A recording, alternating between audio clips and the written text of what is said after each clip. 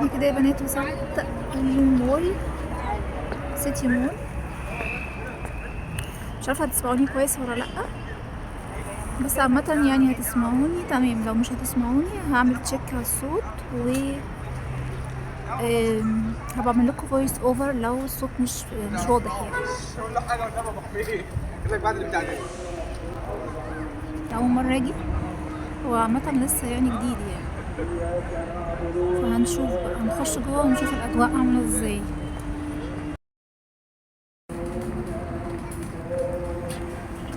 المفروض ان انا كنت هقابل واحده صاحبتي وكده، بس هي لحد اخر لحظه قالت لي مش هينفع اجي، هي كانت مسافره. المفروض ان هي قالت لي لما هاجي يعني هنزل الزقازيق وكده هاجي قبلك، بس للاسف هي لسه ما جاتش. فانا هضطر طبعا اخش لوحدي بقى واتعامل وكده، وهعيش اليوم كله معاكم لوحدي، نتجول كده ونشوف المول فيه ايه. كده انا قدام جملة ماركت،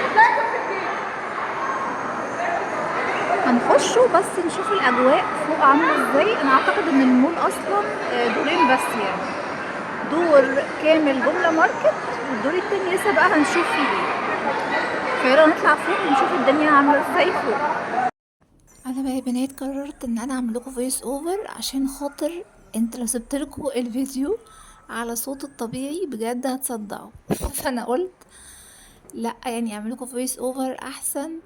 انا كده كنت طلعت بقى الدور اللي فوق، زي ما انتوا شايفين الدور اللي فوق كان زي ما قلت لكم مقسوم نصين، نص الالعاب والكيدز اريا وكده، والنص التاني الفود كورت. فلذيذ الدور ده. طبعا الدنيا زي ما قلت لكم كانت لسه هاديه، انا برضو كنت رايحه بدري شويه، وبرضو كنت رايحه اليومين اللي هم قبل العيد دول، فالناس كلها كانت بتحضر للعيد بقى. فانتوا هتحسوا بقى ان الجزء اللي تحت بتاع جمله ماركت ده زحمة عشان الناس كانت بتشتري حاجات العيد، لكن الجزء اللي فوق لأ، كان زي ما انتوا شايفين كده هادي، هادي خالص يعني. في ناس بس لأ يعني رايق خالص يعني. وبرضه كان في لسه طلبة برضه بيمتحنوا، فكان الناس بقى مشغولة بالامتحانات وبرضه مع تحضيرات العيد، فالدنيا برضه رايقة خالص. يمكن بقى في العيد بقى الدنيا هتبقى زحمة موت. بس انا عجبني الالعاب بصراحة اللي في الكيدز اريا، حاساها لذيذة ومختلفة، وطبعا لسه جديدة فلسه نظيفة بقى، لسه الدنيا بقى محافظين عليها. فيا رب تفضل بقى ايه يعني رايقة كده ونضيفة يعني.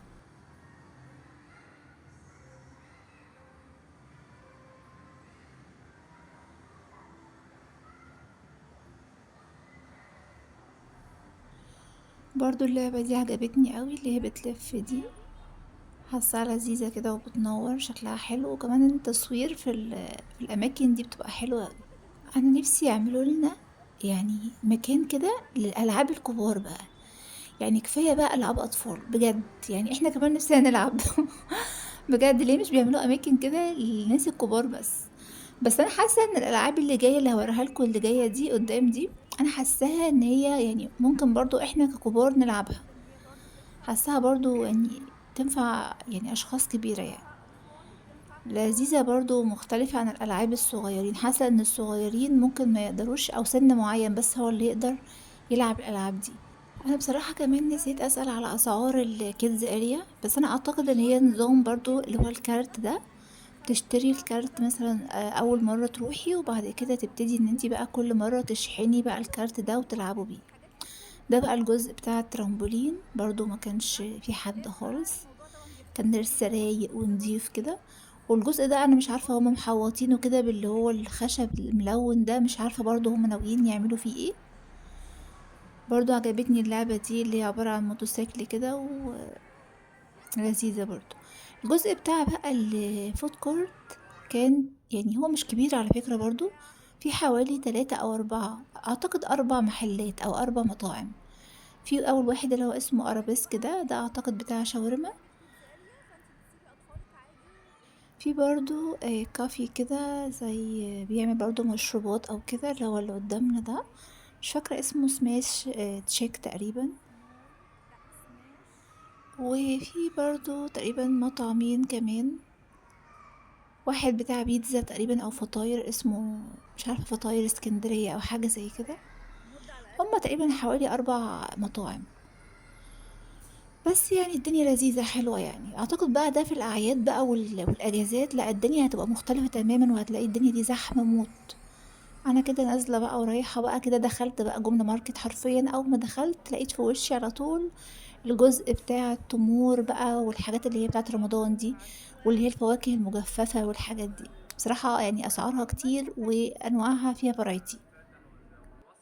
انا كنت هنا بسأل الولد بتاع البن. انا بصراحة انا خايفة اسيب لكم يا جماعة الصوت اخد عليه كوبي رايت زي الفلوج اللي فات.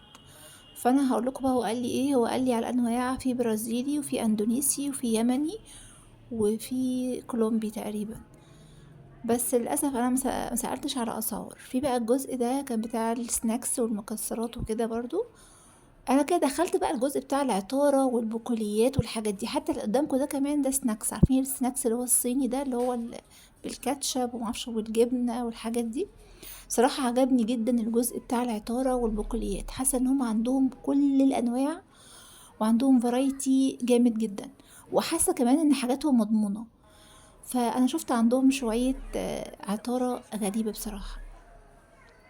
في بقى بردقوش، وفي معرفش حاجة اسمها حلف في البر، وفي حاجة اسمها شيخ بقى مش عارفة شيخ ايه كده. انا ناسي بصراحة الاسماء. بس عندهم تنوع غريب. شايفين الاعشاب عاملة ازاي. للاسف طبعا انا كنت بقرأهم في الفيديو، يعني كنت بقول لكم على اسمائهم في الفيديو. بس دلوقتي انا مش عارفة اقرا اليافطة اللي محطوطة دي. انا شايفة الاسعار بس مش شايفة اسم الحاجة. فمش عارفة اقول لكم الحاجات برضو اسمائها ايه. ممكن تعملوا زوم بقى وتشوفوا اسم الحاجات دي ايه. بس عندهم بقى الورق اللوري، وعندهم البردقوش، وعندهم الزهور بتاعت البابونج، وعندهم بقى اليانسون والشمر، وعندهم الصمغ العربي. كنت اول مرة اشوفه بصراحة. الصمغ العربي ده برضو اسعاره زي ما انتوا شايفين كده ب85. وعندهم كمان لبان الدكر، ده سعره برضو 210. لا بصراحة يعني انتي اي حاجة تقريبا مش بتلاقيها وعايزة تجيبيها تكون غريبة مثلا او مختلفة، ممكن تروحي فعلا جملة ماركت تسألي عنها. طبعا بقى حبة البركة. بصراحة انا شايفة عندهم تشكيلة كبيرة قوي من العطارة. يعني اي حاجة انتي مش لاقياها هتلاقيها عندهم. عندهم برضو في نفس جزء المباخر، برضو احجام مختلفة. وبرضو بتحط في الكهرباء، ليها فيشة كده بتحطيها في الكهرباء وزرار، بتحطي بقى البخور بتاعتك، وتبتدي ان انتي بقى تسيبيها تعطر وتبخر المكان. احجام مختلفة بقى واسعار مختلفة. في حاجات كانت ب100 تقريبا. لا اسعارهم حلوة. اللي انا ماسكاها دي كانت ب99. بس اللي انا ماسكاها دي بالفحم، بتحطي بقى الفحم وبتحطي البخور بتاعك وبس كده. دي كانت فخار كده، يعني الماركة بتاعتها فخار تقريبا. لكن التانية اللي هي المعدن دي اعتقد في منها مقاسات. كان في مقاس منهم تقريبا اللي انا ماسكاه ده كان ب199، يعني ب200 برضه. وفي بقى الاكبر تقريبا وفي الاصغر. دي الكبيرة. بس انا الكبيرة جيت ابص على سعرها معرفتش سعرها مش مكتوب.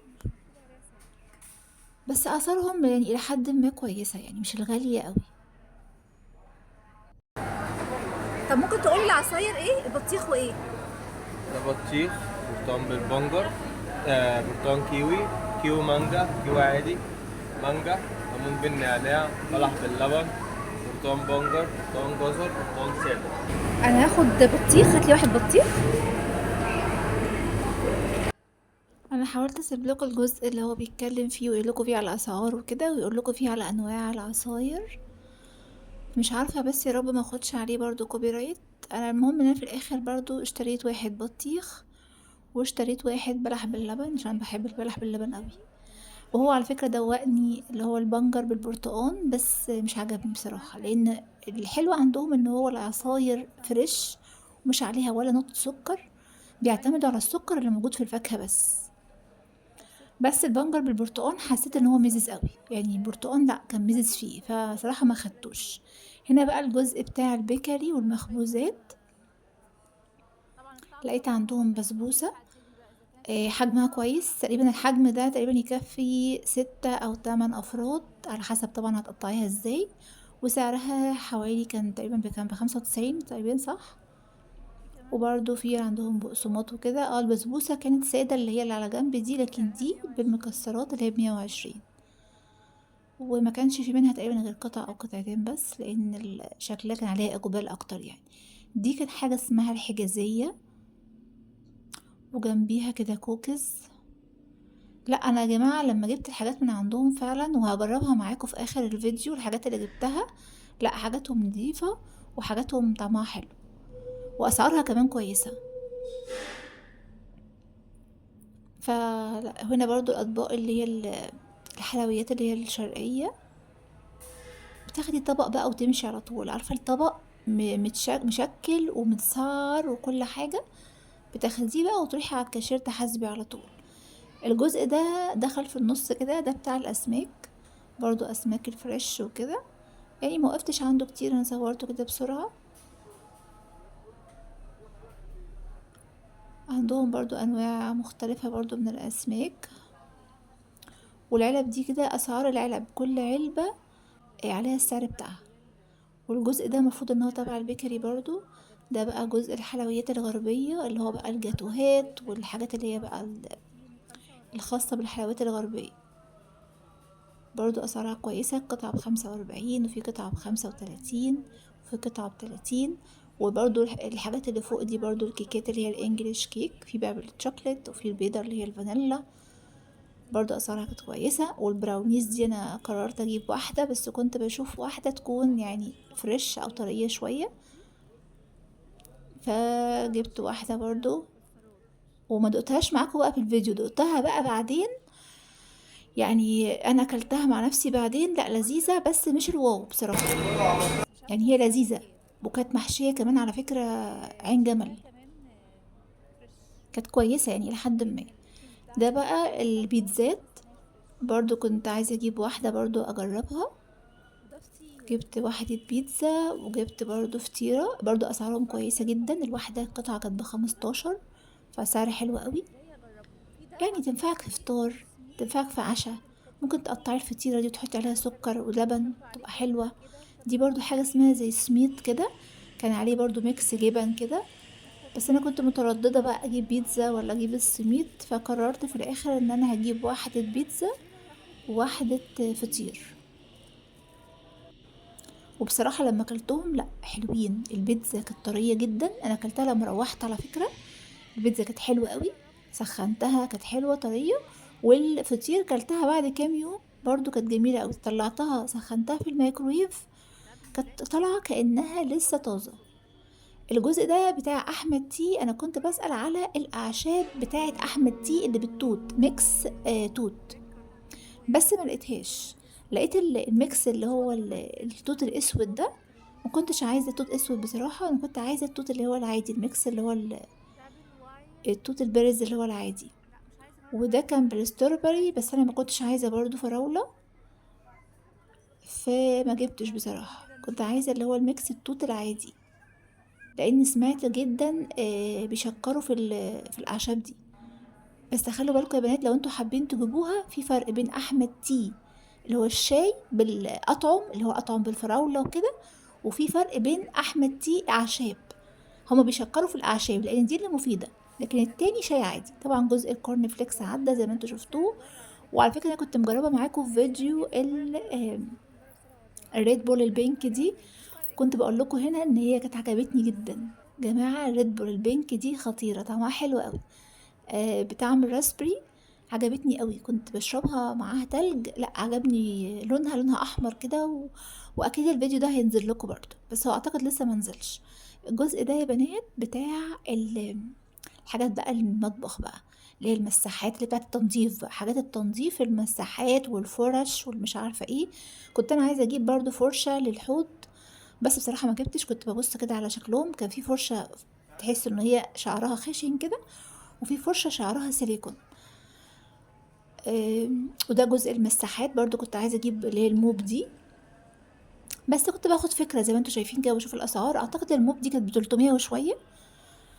برضو الجزء يا بنات بتاع الاطباق ده كان جميل قوي، يعني الاطباق شكلها فعلا لذيذة ورسوماتها حلوة. الازرق ده عجبني، واللي فيه ورد الاخضر برضو الاولاني عجبني. حتى كمان اسعارهم كويسة، الطبق تقريبا كان عامل 60 جنيه. يعني انت مثلا لو حابة تجيبي مثلا اطباق على عدد العيلة بتاعتك، مثلا 4 اطباق وكده، هتحسي ان اسعارهم كويسة. وفي بقى الاطباق كمان البيضة اللي هي البيزك خالص دي، لو انت بتحبي شكل الاطباق زي اطباق الفنادق وكده والمطاعم، برضو بيبقى شكلها حلو قوي. انا بقى جيت عند القسم ده مخصوص عشان اجيب الكب اللي هي بتاعة العصير وبتاعة المية، عشان بصراحة البوتل بتاعتي انا عايزة اغيرها وزهقت منها، بقالها فترة عندي، بقالها كذا سنة يعني عندي، فكنت عايزة اجيب شكل جديد او كب جديدة كده يعني. فجيت بقى عند القسم ده. انا بقى كنت واقفة محتارة يا بنات، يعني اشكالهم بصراحة حلوة قوي والوانهم خطيرة. فكنت بقى عمالة اقول اجيب البينك ولا اجيب الجولد ولا اجيب البلو ولا اجيب السيلفر ولا اجيب الموف. يعني بقى بصوا بقى وفي بقى اشكال مختلفة اللي هي عليها زي ستراس كده دي، وفي اللي هي اللي تحسوا ان هي عاملة زي المعدن دي، بس هي بلاستيك، اعتقد ان هي كانت بلاستيك. هي بلاستيك من بره ومعدن من جوه اعتقد. برضو الوانها خطيرة قوي، كنت واقفة برضو على الالوان دي، برضو مش عارفة اقاوم اجيب التيركواز ولا اجيب السيلفر ولا اجيب الموف. وكان في منها برضو فوشيا. وبرضو الاشكال دي لذيذة برضو يا بنات، اشكالها حلوة قوي برضو، اللي هي بقى فيها اللي هي الكرات الملونة، وفيها الاشكال اللي هي الفراولات ومش عارفة ايه. بصراحة احترت وما جبتش حاجة ومشيت. جيت عند الجزء بتاع الشاور جل. انا كنت اول مرة اشوف الماركة دي، مش عارف يعني، اول ما شفتها كده يعني حسيت ان ايه ماركة شويبس دي ولا ايه. مش عارفة، يعني سعرها كويس وحجم البوتل كبير باين عليه. بس انا عايزاكم بقى تقولوا لي لو في حد منكم جرب النوع اللي هو اللي على ناحية الشمال ده، يقول لي برضو عليه حلو ولا لا، بيرغي وبينضف كويس ولا وروايحه حلوة ولا لا. وبرضو كنت اول مرة اشوف الشاور جل بتاع لونا، سعره برضو كويس، سعره ب60. وفي عاملين زي اوفر كده، تاخدي قطعتين ب95 بدل مش فاكرة 100 مكتوب تحت كام، انا والله ما شايفة.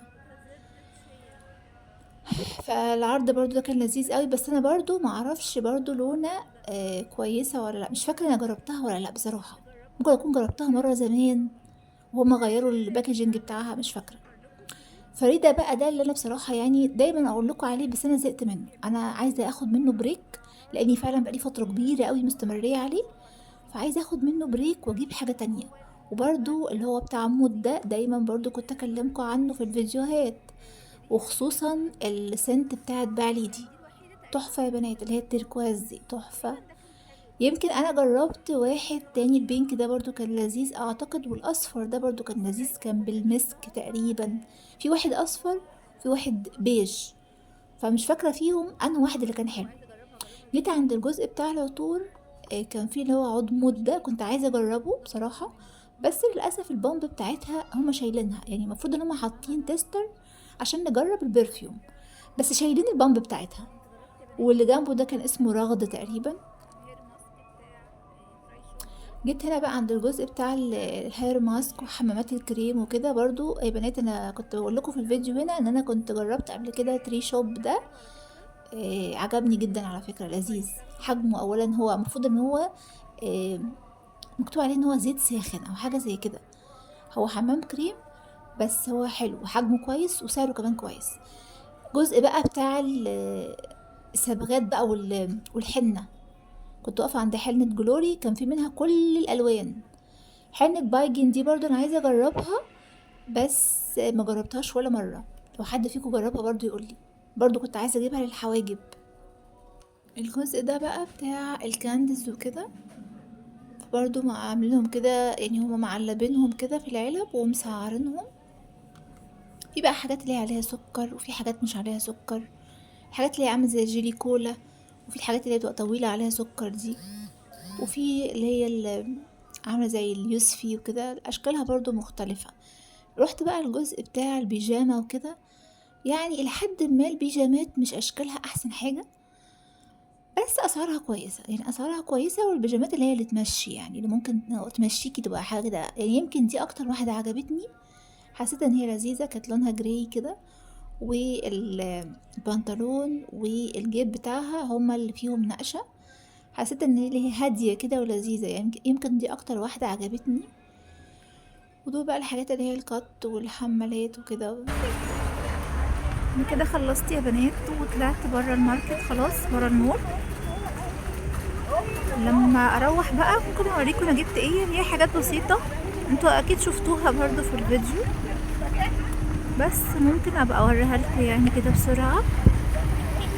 يعني انا قلت برضو النهاردة هاخد فكرة برضو، وبعدين المرة الجاية بقى يعني ايه لو في طلبات او كده اشتريها بقى كده. بس بصراحة هو فيه كل حاجة، يعني المول ده فيه كل حاجة تتخيلوها بصراحة. حتى الأجهزة الكهربائية لقيت تلفزيونات وغسالات وثلاجات وكده يعني. هو ما شاء الله يعني يعتبر فيه كل حاجة تقريبا.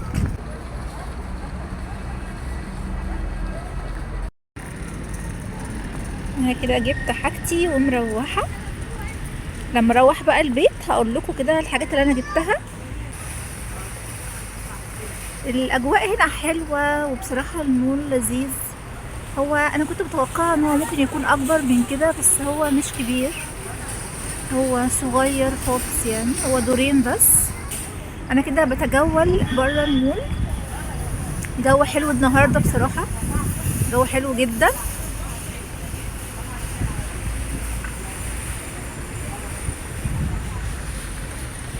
بس ودي كده الاجواء. يلا بينا نروح بقى على البيت، اشوفكم في البيت. بناتي الحلوين عاملين ايه؟ انا لسه راجعه دلوقتي من المول. المول جميل جدا على فكره، لذيذ. وزي ما قلت لكم هو دورين. دور الارضي ده جمله ماركت. طبعا جمله ماركت اللي عرفته النهارده من الولد اللي هناك ان هم جايين من اسكندريه، فمعظمهم هناك اسكندرانيين اللي هم اللي بيشتغلوا هناك. في بقى جمله ماركت ده فيه كل حاجه تتخيلوها وكل حاجه ما تتخيلوهاش. حاجات المنزل، الاطباق، الحاجات اللي هي الاجهزه الكهربائيه، اللبس، الملابس كمان. كل حاجه كل حاجه فعلا. اول حاجات بقى بتاعه المطبخ اللي هي بقى المكرونات والحاجات دي. وفي جزء لحوم، في جزء اسماك، بصراحه في كل حاجه.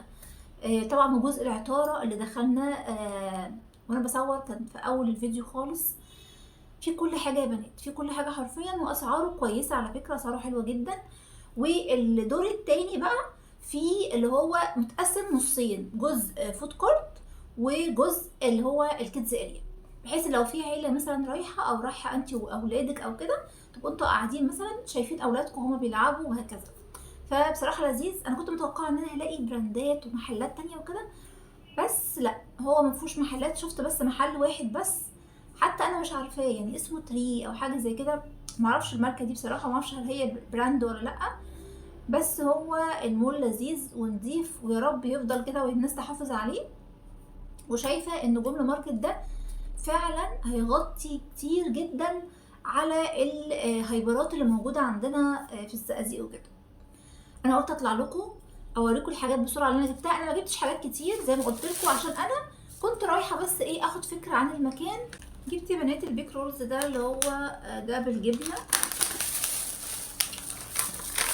جبت كمان لبن اللي هو كيس لبن بخير. وعلى فكره اللبن ده عندهم سعره 37 تقريبا. هشوف برضو هتاكد في الريسيت دلوقتي. جبت ايه تاني؟ طبعا انتوا شفتوني في الفيديو لما جبت العصاير ده. جبت العصاير دي يا بنات، انا طبعا صورت لكم الحاجات دي في الفيديو. ده عصير بطيخ، وده بلح باللبن. الولد اللي هناك بتاع العصير دوقني اللي هو البنجر بالبرتقال. الميزه في العصاير دي ان هي ما فيهاش سكر، فكان لذيذ. فانا قلت له بما اني دقته بقى انا هاخد نوع تاني. فخدت بطيخ وخدت البلح باللبن. برضو هدوقهم وهقول لكم برضو رايي فيهم. ممكن ادوقهم معاكم دلوقتي على فكره، بس خلوا بالكم العصاير الفريش دي بيكون ليها مده صلاحيه. فده اخره 3/6/2025. لا، ده هو انتاج 3/6/2025 وصالح لمده يوم. يعني ده ان شاء الله هيبوظ بكره، صح؟ احنا النهارده 3 ولا النهارده 4؟ انا والله ما عارفه. هدوقه دلوقتي معاكم وهقول لكم رايي دلوقتي في الفيديو. جبت ايه تاني؟ جبت البتاع ده. مش عارفه طبعا، انتوا عارفين طبعا ان انا مجنونه وبحب الحاجات الغريبه دي. فانا ما اعرفش دي مكتوب عليها ان هي حلوى وان هي حامض يعني سور، وهو بالتوت. فممكن برضه ادوقه معاكم دلوقتي، مش عارفه. جبت كمان يا بنات الفطيره دي، القسم بتاع اللي هي المخبوزات والحاجات والبيكري وكده.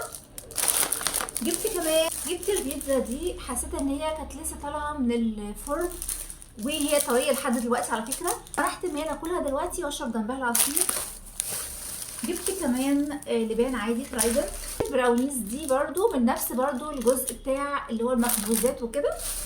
وجبت بس 2 هوموز عشان انا الهوموز ده ما كنتش بلاقيه في المحلات العاديه، دايما بيكون ناقص. انا بحب اللي هو بالقهوه ده جدا، فجبته في 2. عايزه بس اقول لكم الاسعار بتاعه العصير البلح باللبن كان ب25، واللي هو التاني فين البطيخ برضو ب25. الفطيره كان سعرها 15، سعرها حلو. والبيتزا برضو نفس الكلام سعرها 15. اهو زي ما بقول لكم اللبن ب37، فسعره كويس. ايه تاني؟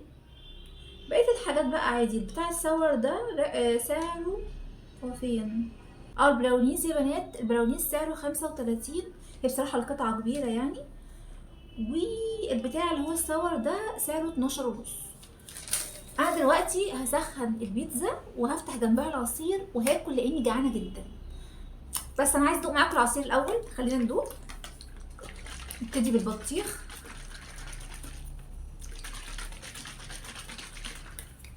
انا بعشق البطيخ على فكره، وبعشق عصير البطيخ. يا رب بس يبقى حلو.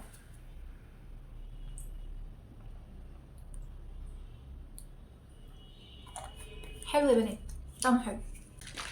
عصير البطيخ يا بنات لذيذ على فكره، والحلو فيه زي ما قلت لكم ان هو العصايه دي طبيعيه، فمش بيكونوا حاطين عليها سكر. تعالوا بقى ندوق اللي هو البلح باللبن. انا بعشق البلح باللبن على فكره، وبجيبه من بره كتير قوي، من اللي هي المراعي وهيلسي، عارفين انتوا الشركات دي. فبعشق البلح باللبن ده، تحفه تحفه. هشربه، هقفل الفيديو، اسخن البيتزا وهفتح العصير واشرب. وبعد شويه بقى لما يعني اغير وكده هشوف بقى هاكل ايه بصراحه. تيجوا بقى ندوق البتاع اللي هو الصور ده بالمره. تعالوا استنوا كده نشوفه. ماشي اهو. ده زي ما قلت لكم سعره 12 ونص. كان في اطعم، كان في تقريبا بالبرتقال وكان في بالفراوله. انا اخترت بالتوت.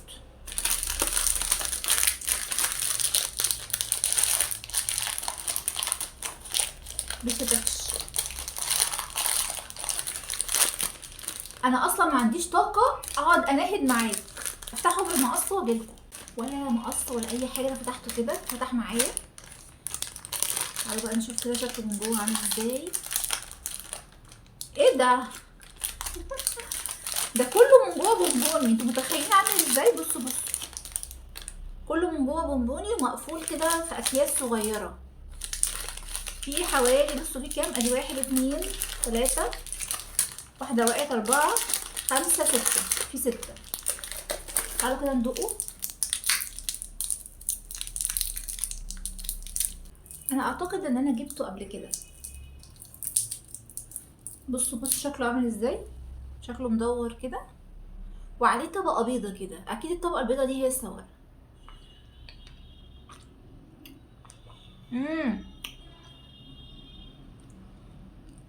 لذيذ قوي قوي.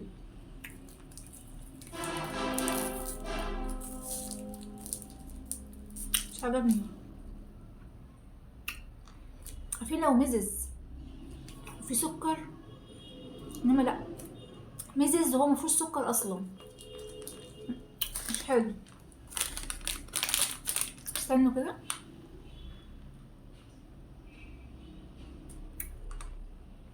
الطبقه البيضه دي هي اللي كانت فيها المزازه. لما المزازه راحت، لما الطبقه البيضه دي راحت، البونبونيه نفسها بقى بان طعم السكر اللي فيها.